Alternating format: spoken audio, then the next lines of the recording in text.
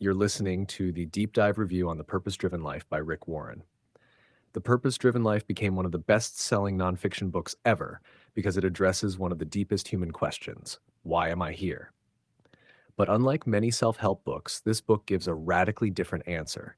It argues your life is not ultimately about you, and that single idea changes the entire framework of the book. Hashtag 1, the core thesis, uh, the big idea. True fulfillment comes from aligning your life with a purpose bigger than personal success, pleasure, or achievement. In the book's worldview, purpose is discovered, not invented. Meaning comes from service, growth, love, and relationship with God. The central claim is this: a person disconnected from purpose will eventually feel empty, even if externally successful. That's what gives the book so much emotional resonance. It explains why achievement alone often fails to satisfy people long term. 2. The five purposes of human life. This is the structural backbone of the entire book. Warren organizes human life into five major purposes. 1. Worship. You were planned for God's pleasure, meaning, connection, reverence, alignment, gratitude. The deeper psychological meaning is that humans naturally orient themselves around something ultimate. If not God, truth, meaning, then often status, money, validation, achievement become substitutes. The book suggests that every person worships something, even if they don't realize it. To fellowship. You were formed for God's family. Humans are designed for belonging, connection, community. The key insight is this: isolation weakens people psychologically and spiritually. This strongly connects to postpartum support, trauma healing, nervous system regulation, because healing often happens in safe relationships. The book understands something modern culture often forgets: people are not meant to carry life alone. Discipleship. You were created to become like Christ. Translated more universally, life is meant to transform character. The book emphasizes growth, integrity, patience, compassion, maturity. One important idea beneath this section is that life's difficulties are often developmental. Challenges shape the person. Pain becomes part of the refining process. 4. Ministry. You were shaped for serving others. One of the strongest messages in the book is this: fulfillment comes more from contribution than consumption. The psychological truth behind that idea is powerful. People often feel most alive when they are helping, giving, creating meaning for others. The book pushes against the modern idea that happiness comes primarily from comfort or accumulation. Instead, it argues purpose grows through usefulness. Mission. You were made for a mission. Meaning, your life has influence, your story matters, your experiences can help others. Ums. This connects deeply to themes like postpartum healing and personal transformation. Pain becomes something that can serve and heal other people. One of the hidden messages of the book is that suffering does not have to be wasted. The book's main reversal, very important. Most modern self help asks, what do I want from life? This book asks, what does life ask of me? That is a profound shift.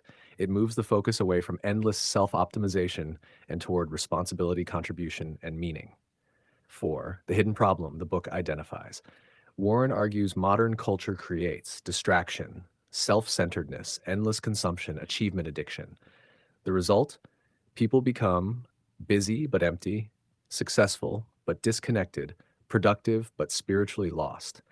The deeper claim beneath the book is this: meaning cannot be built purely on self focus. That's one reason so many people eventually feel emotionally exhausted despite outward success. 5. Identity versus performance. This is one of the strongest sections in the book. It repeatedly teaches that your worth is not based on achievement, not money, success, appearance, status, but inherent value, purpose, relationship.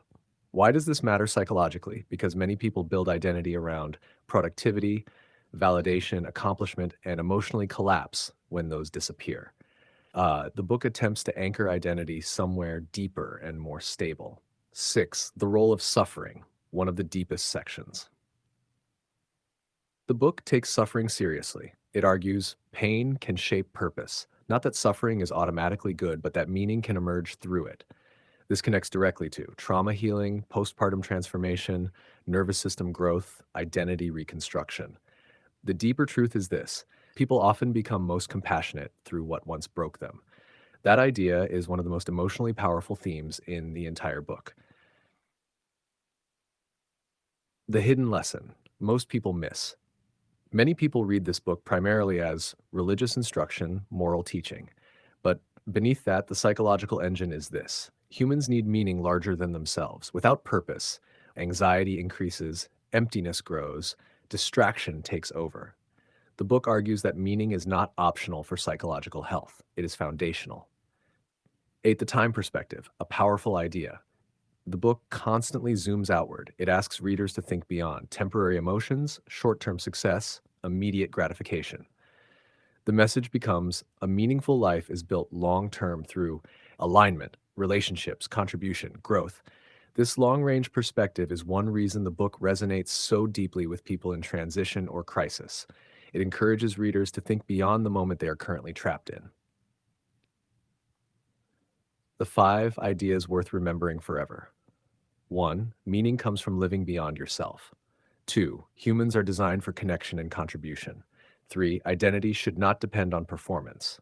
4. Difficulty can shape character and purpose. 5. A life without deeper purpose eventually feels empty. 10. Your 5-minute memory compression. One sentence. A meaningful life is built through connection, growth, service, and living for something larger than yourself. 3 ideas. 1. Purpose is greater than personal achievement. 2. Contribution creates fulfillment. 3. Identity should rest deeper than success. 1 mental model: purpose, service, meaning, fulfillment. 11. A simple daily practice, 1 minute. Step 1, ask yourself, what am I centering my life around right now? Step 2, ask, will this still matter deeply in 10 years? Step 3, choose one action today that contributes to connection, growth, service, meaning. That is how daily life slowly aligns with purpose.